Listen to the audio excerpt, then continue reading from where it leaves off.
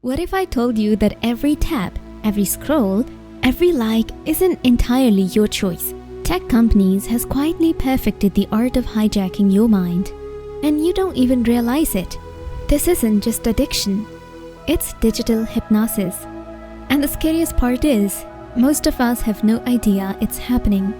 Let's talk about how they are doing it, and how deep this rabbit hole really goes.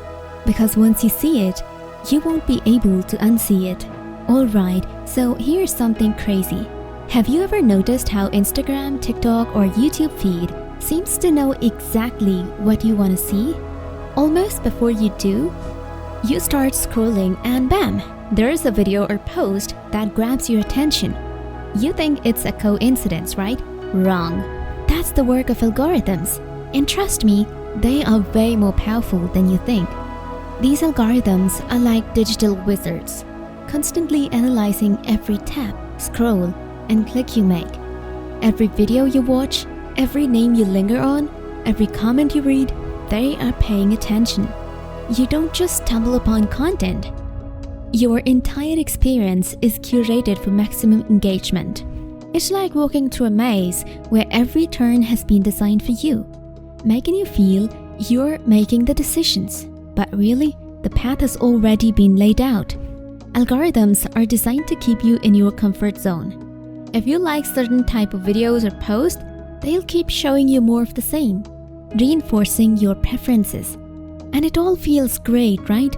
Your feed is full of things you agree with, people you share your values, and content that makes you feel validated. This is called the filter bubble effect. But this is where it gets tricky. While you're enjoying that bubble, you're missing out on everything outside of it. You are only seeing what you already believe, and it's trapping you in an echo chamber. It's like living in a world where everyone agrees with you, a comfortable illusion. But an illusion nonetheless. Want to know when the algorithm is working at its finest? You can identify it by noticing the moments when your online experience feels almost too seamless, like everything you see is exactly what you were looking for, even if you didn't know you were looking for it. Think about the times you find yourself mindlessly scrolling through content that feels just right. When every post, video, or recommendation seems perfectly tailored to your interests, emotions, or even your mood. That's a sign that algorithm is fine-tuned to your behavior. You might also notice it when your social media feed shows you more of the same kinds of opinions or content you already engage with, keeping you in a cycle of validation. When your attention is being captured so effortlessly and the content feels almost too relevant to your life, that's when the algorithm is working at its absolute peak, quietly controlling the flow of your digital experience without you even realizing it. We all kind of know this, but don't always think about how unhesitatingly these big tech companies are constantly using our data to serve us personalized ads. It's not just even a secret at this point. It's just how they operate. Companies like Facebook or Meta and Google have built their entire business around this. They track everything. What you search for, the videos you watch, even where you go throughout the day. All of that just to hit you with ads that feel so perfectly tailored. It's almost creepy. But what's really wild is how some of these companies have crossed the line into full-on privacy violations. Remember the whole Cambridge Analytica scandal with Facebook? When they got caught taking data from millions of people without their consent to manipulate what they saw, including political ads. Google as well is known for tracking your location even when you have literally turned it off. While they say it's all about giving you a personalized experience, it's really about one thing: making as much money as possible by selling your data to advertisers. It's a bit unsettling when you think about how much of your private life they have been using to fuel their profits. And while we are on the topic of companies that exploit their customers, one name that can't go without getting mentioned is Apple. Let's talk about Apple and how they've been making insane profits while doing the bare minimum when it comes to innovation, especially within the iPhone.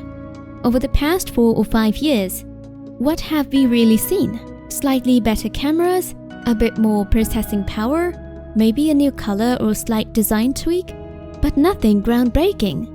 If you look closely, the changes from one iPhone model to the next are barely noticeable for the average user. Meanwhile, companies like Samsung and Google Pixel are out here, pushing the envelope with things like foldable screens, insane battery life, and cutting-edge software features, all at a lower price. Yet Apple is still somehow charging top dollar for what feels like minor upgrades.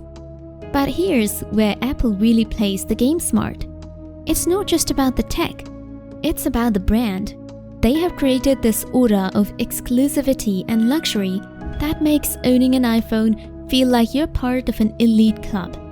Their marketing is pure genius. They don't sell you a phone, they sell you a lifestyle and identity. You're not just buying a piece of hardware, you're buying into the whole Apple experience. The seamless ecosystem, the clean design, the status symbol. It's why so many people are willing to spend way more on an iPhone when honestly, you can get a phone with better specs for cheaper. And they know how to tap into our emotions. Apple makes you feel like if you're not using their latest product, you're missing out, like you're behind the curve. Their advertising isn't even focused on technical specs most of the time. It's all about how the product fits into your life and makes it better, cooler, more connected. They've mastered the art of making people want their products, even when there are cheaper and sometimes better alternatives out there. That's how they are pulling in these distinguishedly high profits, while doing just enough to make it seem like they're moving forward, even if it's at a snail's pace.